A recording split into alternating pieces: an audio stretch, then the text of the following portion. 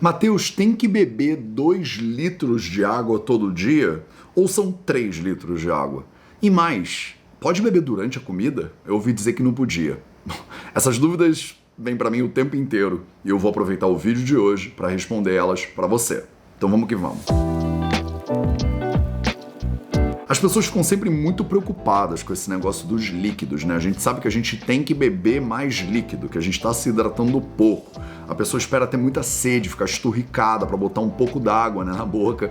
E às vezes bebe tanta água, né? Deixa para beber água no final do dia e bebe tanta água que acaba acordando no meio da noite para fazer xixi. Então, esse dilema, né, da bebida, bebe, não bebe, bebe quanto, sempre chega para mim. E aí eu quero nesse vídeo aqui te dar algumas ideias para você poder implementar na sua vida. Então, primeiro de tudo, vamos começar com de onde veio esse negócio de 2 litros, né? Teve uma pesquisa feita por um sujeito há 100 anos atrás, sem brincadeira, faz uns 100 anos atrás, que ele resolveu fazer uma medição de urina de 24 horas. Né? Então a pessoa ia lá bebendo líquidos e ia medindo quanta urina ele produzia, para tentar entender, né, quanta água entra no corpo e quanta água sai do corpo, e aí tentar deduzir quanta água o corpo precisa. E aí chegou-se, né, por meio dessa pesquisa, na ideia de que 2 litros é a média de líquido que um ser humano precisaria. Esse número foi carimbado pela história, digamos assim, e até hoje tem muitos pesquisadores que tentam relativizar isso ou desmistificar e não conseguem, né? Então você precisa beber 2 litros de água todo dia? Não, você não precisa. Ah, Matheus, de repente eu preciso. Talvez você precise, mas não é todo mundo que precisa. Quer dizer, tem seres humanos que têm 1,50 m e 50 quilos e tem seres humanos que têm 2 metros de altura e 120 quilos. E esses seres humanos têm demandas hídricas completamente diferentes. Tem seres humanos que são hipertensos, tem seres humanos que estão tomando remédio, tem seres humanos que estão grávidas, olha que incrível. E a demanda hídrica, ela muda de acordo com a sua idade, de acordo com as suas condições e de acordo com o lugar onde você mora. E aí eu já entro no segundo ponto que eu quero abordar nesse vídeo. Quanta água, então, você precisa? Se você já entendeu que não é 2 litros para todo mundo o tempo inteiro, quanta água você precisa? Eu vou te dizer, de novo, depende. Depende do lugar onde você mora e depende de quem você é. Por que depende do lugar onde você mora? Porque a mesma pessoa em lugares diferentes, ela vai ter demandas hídricas diferentes. Se você está num lugar muito úmido, eu, por exemplo, nesse momento moro em Paraty, no Rio de Janeiro, que é a maior umidade do mundo. Dizem que isso aqui é o pinico de São Pedro, né? Então, chove pra caramba, é hiper úmido aqui em Paraty. A minha demanda de líquidos em Paraty, ela vai ser diferente do que se eu estivesse morando, sei lá, no Egito, em algum lugar lá pelo deserto do Saara. Então, percebe? Se eu moro em Brasília, não preciso ir até o Saara. Se eu moro em Brasília, que é muito mais seco do que Paraty, a minha demanda de líquidos vai ser diferente, porque o meu corpo ele vai estar perdendo muito líquido pro ar o tempo inteiro para manter a minha pele hidratada. E se o lugar é quente, eu acabo perdendo muito líquido, né, muito suor pro ar para manter o meu corpo resfriado. Então, dependendo do calor, do frio, né, da umidade, da secura, você vai mudar a sua necessidade de consumo de água. Isso aqui também, obviamente, depende das suas atividades. Se você é uma pessoa que está treinando para uma maratona e você corre todo dia 1 hora, 2 horas, o seu consumo hídrico naturalmente sobe. Se você é uma pessoa mais sedentária, que está em casa trabalhando 8 horas por dia, o seu consumo hídrico naturalmente diminui. Para a mesma pessoa que eu estou dizendo, porque é óbvio que entre pessoas diferentes, a gente tem necessidades diferentes de consumo hídrico. Então, o terceiro ponto que eu acho fundamental a gente abordar aqui nesse vídeo é como é que você sabe, então, quanta água você deveria beber, né? E você precisa desenvolver uma função fundamental do corpo humano que a gente chama de percepção de sede, né? Assim como você tem a percepção da fome, você tem a percepção da sede. E é interessante porque, por exemplo, você tem a percepção de que você quer urinar, né? Você não precisa que alguém te diga quantos litros de urina você precisa fazer durante o dia. Você sente vontade de fazer xixi e você vai ao banheiro. Você tem a percepção de sono, por exemplo, né? Tem pessoas que têm mais dificuldade com isso. Inclusive, se você tem dificuldade com o seu sono, esse vídeo aqui não é sobre sono, mas eu já fiz um vídeo sobre sono, fiz vários, inclusive. Vou botar um deles aqui na descrição e aqui em cima para você ver logo depois desse. Mas então você tem sistemas no seu corpo que te informam sobre as suas necessidades do momento e as suas vontades. Você precisa aprender a escutar. Eu chamo isso aqui de pilar do silêncio, que é quando a gente aprende a escutar voltar a entender o funcionamento do nosso corpo.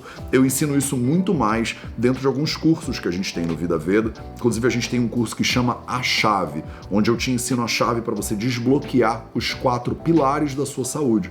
O sono, como eu já falei, a alimentação, o movimento e o silêncio, que é o pilar do qual eu tô falando agora. Então eu dou ferramentas, exercícios que você pode ir fazendo. O A Chave faz parte da nossa plataforma que chama Invicta, que é a nossa plataforma de desenvolvimento pessoal. Lá você pode pagar R$ 49 por mês para ter acesso a esse curso A Chave e uma série de outros cursos, palestras, mentorias, inclusive uma mentoria ao vivo comigo toda quinta-feira, que você pode participar se você quiser, para você melhorar ainda mais a sua saúde, sem precisar saber Ayurveda, sânscrito, nem nada muito complicado.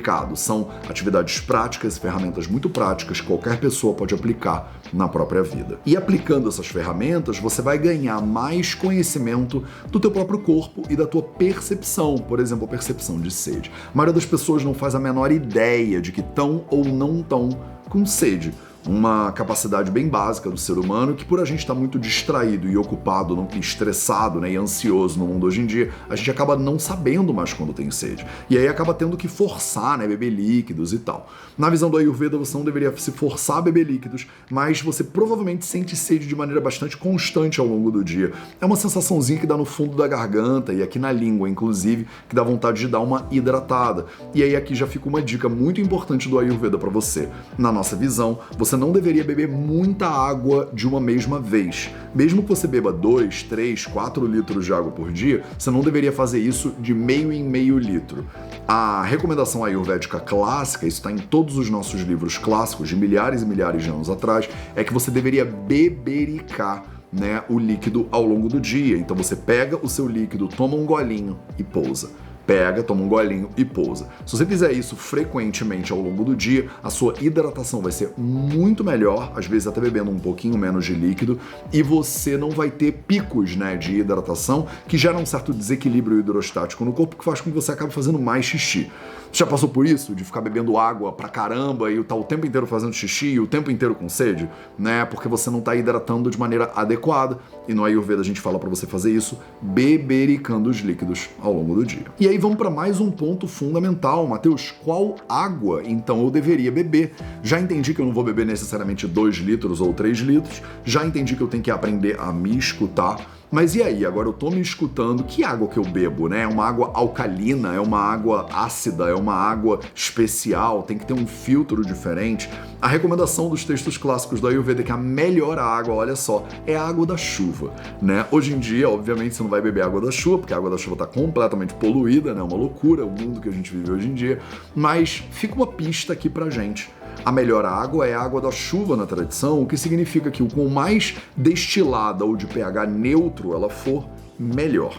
Hoje em dia parece que tem uma febre, né, de consumo de água alcalina. E a água alcalina, ela não é uma água que ela é um bom caminho para você ter uma saúde adequada no médio e longo prazo.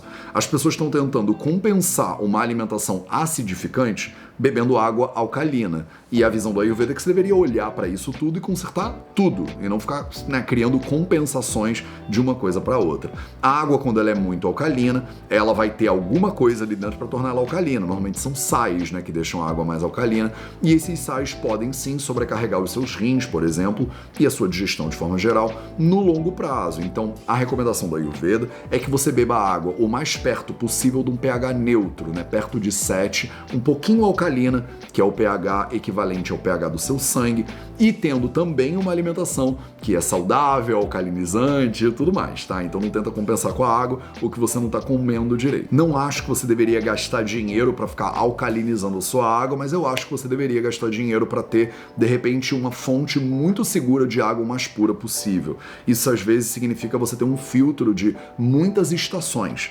Isso depende absolutamente do lugar onde você mora. Então eu, por exemplo, moro num sítio no meio do mato. A gente pega a água direto da nascente, a água é absolutamente pura e eu passo ela por um filtro de uma estação de carvão, né? Que é aqueles filtros de barro bem tradicionais. Para o lugar onde eu moro, isso é suficiente. Quando eu morava no Rio de Janeiro, por exemplo, a água passa pelo tratamento da SEDAI e ela leva muito cloro. E aí eu precisava ter um filtro em casa de 5 estações, sendo que uma delas era de filtragem desse cloro. Para você saber qual é o melhor filtro, você precisa primeiro entender qual é a sua água. Eu sei que isso dá trabalho, mas ser saudável no mundo maluco que a gente vive hoje em dia dá trabalho. Então, se você mora num lugar como eu moro, que a água é muito pura, um filtro de uma estação, ele já remove as impurezas básicas da água e você pode ficar tranquila. Se você mora em São Paulo, no Rio de Janeiro, numa grande capital, e provavelmente é isso que acontece, a maioria das pessoas mora nesses lugares, você precisa entender primeiro qual é a qualidade da água do lugar onde você mora e comprar um filtro que consiga filtrar essa qualidade. Na maioria dos lugares, um filtro de osmose reversa resolve o problema, porque ele faz uma osmose reversa, então ele purifica a água, né, ao máximo e normalmente resolve a maioria dos problemas. Mas hoje em dia a gente já vê, né, em lugares nos Estados Unidos, por exemplo, que a água está contaminada com metais pesados e com remédio tarja preta, inclusive. Não sei se você sabia disso, não querendo te aterrorizar, mas a pessoa que toma remédio, por exemplo, toma um remédio tarja preta, o corpo dela não quer que aquilo ali fique no corpo muito tempo, filtra, joga para a bexiga e expele na urina. A urina vai para o seu vaso sanitário, entra no tratamento de esgoto, só que muitos lugares, as centrais de tratamento de esgoto, não conseguem purificar, né, esses remédios que estão saindo da urina dos pacientes. Então a água que volta para a rede, ela está purificada de bactérias e tal, dentro de um nível que o lugar que você mora considere tolerável, né? Cada país tem regras diferentes para esse tipo de higiene, né, e saneamento básico, mas você pode estar, dependendo de onde você mora, bebendo água que é contaminada com, né, remédio. Então é louco a gente hoje fazer exame de sangue em crianças que estão com, né, o corpo está contaminado com remédios que as crianças não tomaram porque elas estão bebendo dessa água. E aí talvez você precise investir num filtro que não só faz osmose reversa, como faz quase como um processo de purificação muito intenso, como uma destilação. Então hoje já se vende água destilada potável e destiladores domésticos. Acho que no Brasil já deve ter isso, mas nos Estados Unidos e na Europa já se vende. Então pequenos filtros de água que são destiladores domésticos. A água ela sai 100% pura, com pH o mais neutro possível, que é a água mais parecida com o que o Ayurveda efetivamente recomenda que você consuma. Então, dito qual é a melhor água, a quantidade que você tem que beber, vamos para a pergunta final que todo mundo me faz. Mateus, água com a comida não pode, né? E, na verdade, no Ayurveda pode, e não só pode, como deve. Olha só, eu sei, você ficou nervoso agora, mas me escuta, né? Nos clássicos ayurvédicos, a gente diz que a sua alimentação, ela deveria ser dividida em 4 partes. A primeira parte, 1/4 da sua alimentação, deveria ser composta de líquidos. 2/4 da sua alimentação deveria ser composta de sólidos e 1/4 da sua alimentação deveria ser ar. Você não deveria encher o seu estômago mais do que 75% da capacidade dele. Inclusive tem um ditado tradicional japonês que fala hara hachibu. Hara hachibu significa que você só deveria encher o seu estômago até 80% da capacidade. Olha como o conhecimento tradicional japonês está alinhado aí com o conhecimento tradicional ayurvédico. A gente fala 75% se você for, né, bem estrito, mas por volta disso. O fato é que uma parte do seu estômago deve sempre ficar vazia para permitir com que os alimentos sejam digeridos ali. Se você atolar, né, atochar comida até o talo, né, do seu esôfago, você provavelmente não vai conseguir digerir esse alimento direito. E 1/4 da comida tem que ser líquida. Só que muitas pessoas já consomem esse líquido dentro da própria refeição. Se você toma uma sopa, se você toma, né, come um feijão, se você come um purê, por exemplo, ou um pirê, né, como as pessoas às vezes falam, né, o alimento ele já tem uma muqueca, por exemplo, um estrogonofe, sei lá, já tem um elemento líquido bastante interessante. Então talvez você, pessoalmente, não precise beber um copo de água com a sua comida. De repente o líquido já está embutido, digamos assim, na sua refeição e tudo bem. Mas se você está comendo uma refeição que é um pouquinho mais seca e você quiser acompanhar isso com líquido, não tem problema nenhum. E aí vem a dúvida, então, mas Mateus, qual líquido? E aí a recomendação nossa é claro que seja algum líquido morno ou quente.